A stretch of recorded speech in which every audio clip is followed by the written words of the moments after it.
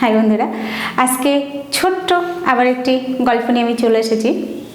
আজকে বলবো প্রতিটা শিশুই নিষ্পাপ। মহাভারতের বনপর্বের একটি কাহিনী এটি। একবার একটি বনের ধারে শুক্তিমতী নামে একটি মেয়ে থাকতো। তো সেই শুক্তিমতী একবার বনের মধ্যে একটি গঙ্গার ধারে একটি কাজে গেছে। তো সেখানে সে যখন কাজ করছে তখন সেই বনের মধ্য থেকে এক মানুষরূপী জানোয়ার তার উপরে আক্রমণ করে। শুক্তিমতীকে একা পেয়ে, নির্জন স্থান পেয়ে তাকে অত্যাচারিত করে, তার উপরে বীভৎসভাবে নিজের বল প্রয়োগ করে তাকে ধর্ষণ করে। যখন এই ঘটনাটি ঘটছে তখন শুক্তিমতী প্রচণ্ড কান্নাকাটি করছে, চিৎকার করছে, কিন্তু সে মুহূর্তে বনের ধারে কেউ ছিল না। শুক্তিমতীর কান্নায় আকাশ বাতাস পর্যন্ত কেঁপে উঠছে, কিন্তু সেই নরপশু কিছুতেই শুক্তিমতীকে ছাড়ছে না। সে তার নিজের পিপাসা মিটিয়ে যখন শুক্তিমতীকে ছেড়ে দিল তখন শুক্তিমতী প্রায় আধমরা অবস্থায়।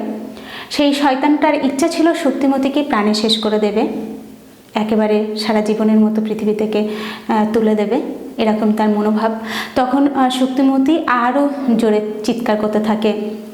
তখন সেই বনের পাশ দিয়ে যাচ্ছিল রাজা বসুরাজ। তো রাজা বসুরাজ শুক্তিমতীর গলার আওয়াজ শুনে ছুটে যায় সেখানে তার দলবল নিয়ে, এবং সেই শয়তানের হাত থেকে শুক্তিমতীকে রক্ষা করে এবং শয়তানটিকে শেষ করে।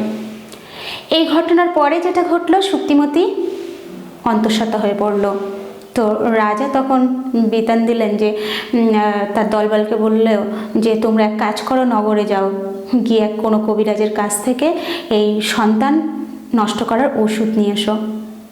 রাজার এই কথা শোনার পরে শুক্তিমতীর হৃদয় কেঁপে উঠল যে আমার উপরে এক নরপশু অত্যাচার করেছে, এটা ঠিক, আমার বীভৎস পরিমাণে আমার কষ্ট দিয়েছে, কিন্তু যে সন্তান আমার গর্ভে চলে এসেছে সে তো আমারই রক্ত, আমার অন্তর্জাত, তাই তাকে নষ্ট করলে আমি কি করে থাকবো? আমি এটা কিছুতেই হতে দেব না, তাকে আমি নষ্ট করতে দেব না। সে তো কোনো পাপ করেনি, অন্যায় করেনি, তাকে আমি পৃথিবীর আলো দেখাবো। তখন সেই শুক্তিমতী রাজার কাছে উপস্থিত হলো এবং রাজাকে বলল, রাজামশাই, তোমার এই রাজ্যে আমার সন্তান কি একটু সুস্থ জীবন পেতে পারে না? আমার সন্তানের তো কোনো দোষ নেই, সে কি পাপ করেছে যে এই পৃথিবীর আলো সে দেখবে না? যে পাপ করেছে সে দোষী, আমার সন্তান তো কোনো কারণেই দোষী নয়। তো রাজা শুক্তিমতীর কথা শুনে প্রচণ্ড পরিমাণে রেগে গেল, শুক্তিমতীকে বীভৎসভাবে কথা শোনালো এবং শুক্তিমতীকে বলল যে তুমি ওই নর পশুর সন্তানের পৃথিবীতে আনতে চাইছো, মানে তুমিও মানুষটা খুব একটা ভালো নও, তোমার আমার এই রাজ্যে থাকার কোনো অধিকার নেই, তুমি বনের ভিতরেই সারা জীবন বসবাস করবে। এই বলে রাজা সেই রাজ্য থেকে বিতাড়িত করলো শুক্তিমতীকে। শুক্তিমতী তখন কোনো উপায়ান্তর না দেখে সেই বনের মধ্যেই স্থান নিল এবং পরবর্তীতে তার একটি ছোট্ট কন্যা সন্তান হয়, যার নাম রাখে গিরিকা। গিরিকাও মানুষের কাছে কখনো যেত না, বনের মধ্যে মায়ের কাছে থাকতো, কারণ মায়ের কাছে গিরিকা তার মায়ের জীবন সম্পর্কে সমস্ত কথাই শুনেছে এবং গিরিকা সিদ্ধান্ত নেয় যে সমাজে আমার মাকে কোনোদিন স্থান দেয়নি সেই সমাজে আমিও কোনোদিনও ফিরে যাব না। পরবর্তীতে শুক্তিমতী এই পৃথিবী থেকে যখন বিদায় নেয় তখনও গিরিকা একাই বনের মধ্যে থাকতো। একদিন গিরিকা বনের মধ্যে ঘুরছে, এমন সময় সেই রাজা বসুরাজ সেই বনের পাশ দিয়ে যাচ্ছিল। তো রাজা যখন গিরিকাকে দেখে তখন গিরিকার রূপ দেখে রাজা মুগ্ধ হয়ে যায় এবং রাজা গিরিকার কাছে গিয়ে জিজ্ঞাসা করে, তোমার বংশ পরিচয় কি? তোমাকে দেখে তো মনে হচ্ছে তুমি উচ্চ বংশজাত সন্তান, তা তোমার বংশ পরিচয় আমি জানতে আগ্রহী, আমার খুব ভালো লেগেছে, আমি তোমাকে বিবাহ করতে চাই। তো তখন গিরিকা বলে যে না, আপনি ভুল করছেন, আমি কোনো উচ্চ বংশজাত সন্তান নই, আমি আমার পিতার পরিচয় জানি না, তবে আমার মাতার নাম ছিল শুক্তিমতী। এখানকার কোনো এক রাজার বিধানে আমার মা সারা জীবন বনে কাটিয়েছে, আমিও বনের মধ্যেই থাকি, আমি কোনো উচ্চ বংশজাত কন্যা নই। তখন রাজা বসুরাজের মনে পড়ে গেল সেই আগের ঘটে যাওয়া ঘটনা এবং নিজে মনে মনে লজ্জিত হতে লাগলেন।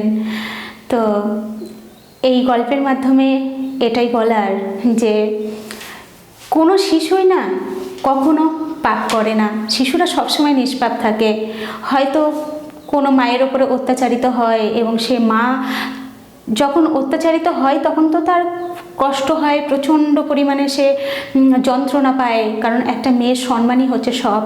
কিন্তু যখন তার গর্ভে সন্তান চলে আসে তখন সেই সন্তানের উপরে তার আলাদা মায়া তৈরি হয়ে যায়। তখন সে সন্তানকে সে নষ্ট করতে চায় না, কারণ শিশুর তো কোনো দোষ থাকে না, পাপ থাকে না, ও তো কোনো অন্যায় করেনি। এই গল্পের মাধ্যমে এটাই উল্লেখ করা। সকলে ভালো থাকবেন, সুস্থ থাকবেন। আমার চ্যানেলে যদি নতুন এসে থাকেন তাহলে চ্যানেলটি সাবস্ক্রাইব করবেন আর পাশে থাকা বেল আইকনটি প্রেস করবেন, একটা লাইক দেবেন, বন্ধুদের সঙ্গে শেয়ার করবেন যদি ভালো লাগে, আর কমেন্টস করে জানাবেন কেমন হলো।